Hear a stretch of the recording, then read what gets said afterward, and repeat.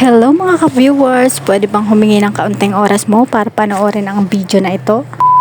Ngayong araw nga pala ay bumili si Kuya Kiyas ng ice cream at syempre hindi pa pahuli ang aming bebehan. Naku, kitang-kita ang sobrang excitement niya. Halos hindi na mapakali habang hinihintay ang kanyang turn. Habang papalapit ang ice cream sa kanya, todo pa cute naman si Baby Linsel. May pa-smile, may patingin at parang alam na alam niya kung paano lambingin ang lahat para mabigyan agad.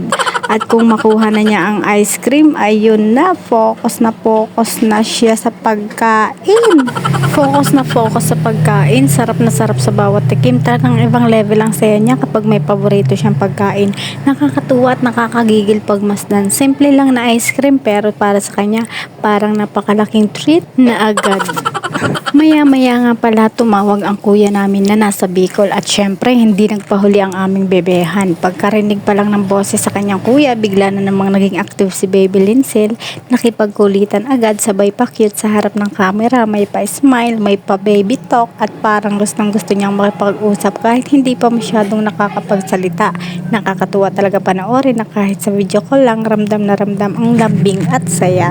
At halatang natuwa din ang kuya niya sa mga pa-cute at kakulitan Baby Linsel.